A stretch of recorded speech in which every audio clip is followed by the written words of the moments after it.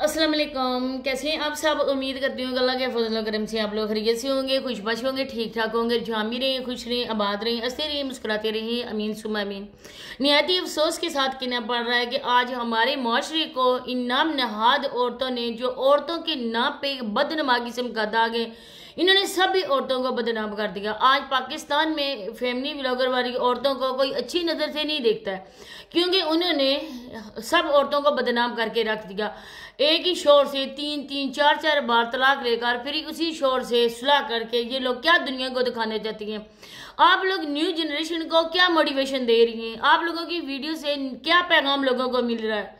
आज की वीडियो आज ये महविश के लिए, क्योंकि कल जो उसकी महविश की वीडियो आई थी, उस वीडियो में किसी उसके चाहने वाले ने उसके लिए गिफ्ट भेजे थे।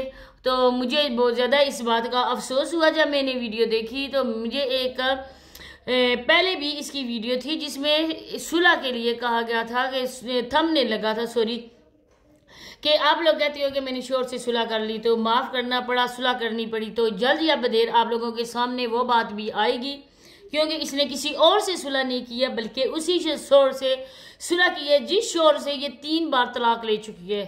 तो मज़ीद बातें आगे चल की होंगी। तो आप लोगों से रिक्वेस्ट है कि वीडियो को आप लोगों ने एंड तक वॉच करना है, चैनल को सब्सक्राइब कर लेना है, लाइक शेयर बेल आइकन को ऑल कैप्शन में लाजमी प्रेस करना है।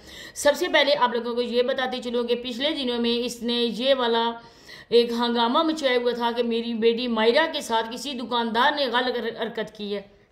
अब जब खुद ही अपनी बेटी को बेपर्दा करके खुद ही बेटी को दुकानों में भेजेंगे तो कौन आजकल अच्छा है? क्या हालात हैं हमारे इधर के? कोई भी आज महफूज नहीं है। बच्चियां तो बच्चियां हैं ना, कोई बंदा भी महफूज नहीं है, कोई लड़का भी महफूज नहीं है। आजकल जिस तरह के शैतानी दौर से हम लोग गुजरे, फिर तुम्हें पता है कि तुम्हारा मर्द भी इधर नहीं है, बेटे तुम्हारे बाहर चले जाते हैं और तुम अपनी बेटी को भेज रही हो। लेकिन यह है कि लोग देखते हैं कि किस माँ की बेटियां हैं, माँ इनकी कैसी है, जो माँ खुद अपने बेटे के सामने बैठकर सुबह नाश्ता बना रही है और सर से दुपट्टा उतार कर आगे से सीना खुलाया और उसका बेटा पहले बैठा हुआ है सामने।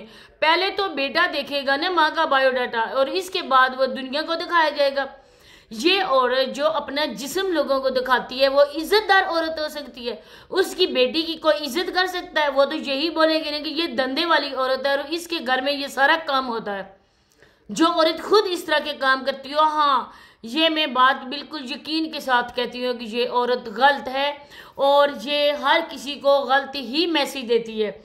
अब जो बंदा इसके घर आया, बुके लेकर आया, पैसे से वो फुल था, 500 और 100 के नोटों से वो बुके बनाया गया था। मुझे आप ये बताएं कि जो कोई चीज़ देता है ना, बिना किसी जान पहचान के, बिना किसी रिश्तेदारी के, बिना किसी ताल्लुक के, वो बंदा वैसे दे सकता है? नाम उस बंदे का यहाँ पे नहीं आया। उसने कहा कि ये दिखाना नहीं, इसने दिखा दिया कि आज मैं एक का दिखा रही हूँ, कल और भी मुझे आगे देंगे, क्योंकि आशिकों की लाइन लगी हुई है। एक आशिक तो आया है, अभी आप और देखना बाकी आशिक क्या लेकर आते हैं। और ये अपने उस शोर के साथ बिल्कुल राजी खुशी है।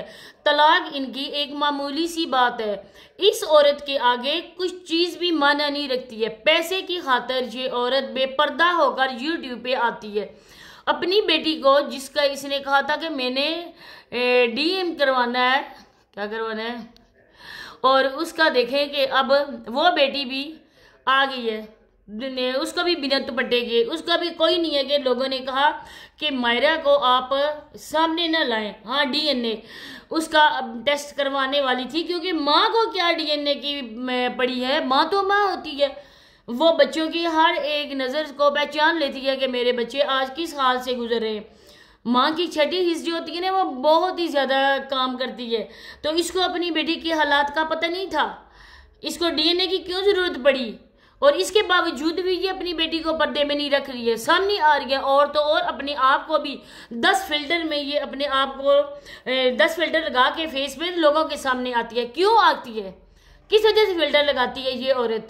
फिर आके बकवास करती है कि मेरे लिए जो वीडियो बनाते हैं उनको अल्लाह समझेगा, मेरे लिए वीडियो बनाने वालियाँ अपनी वीडियो में ना एक अच्छा ही पैगाम देती हैं, लोगों को हमेशा बुराई से रोकती हैं। तुम्हारी तरह नहीं है कि बुराई की तरफ माइल करती हैं।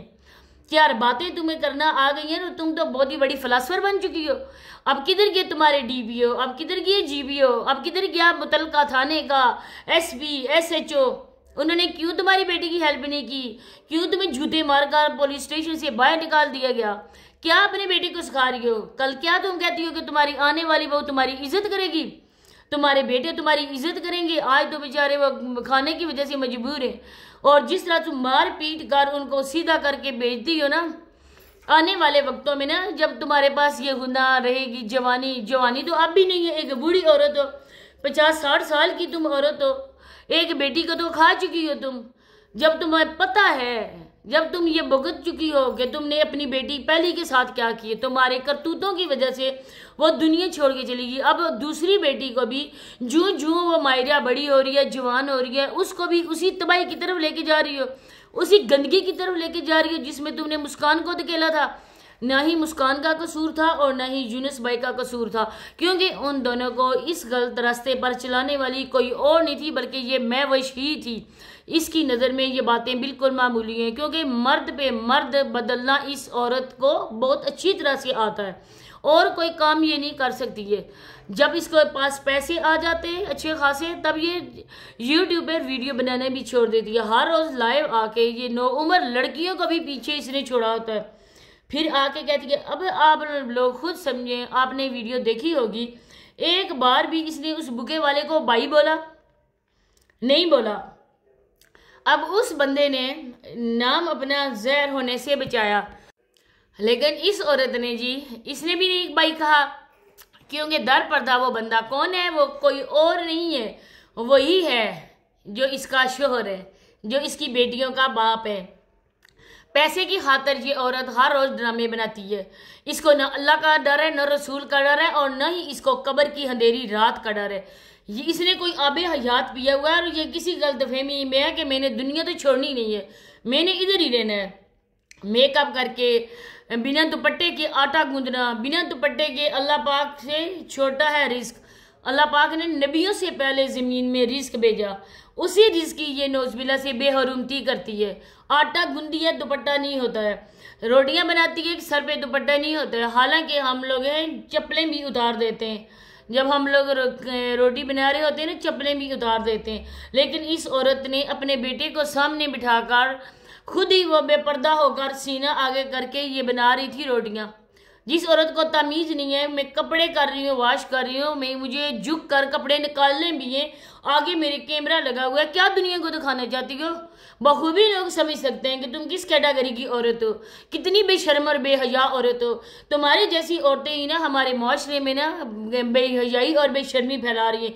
तुम वो ना सूर हो ना जो कभी नहीं ठीक हो सकता, जो तुम्हें कब्र तक ही ये साथ लेकर जाएगा। लेकिन तुम्हें फिर भी डर नहीं, अभी भी टाइम है, समझ जाओ।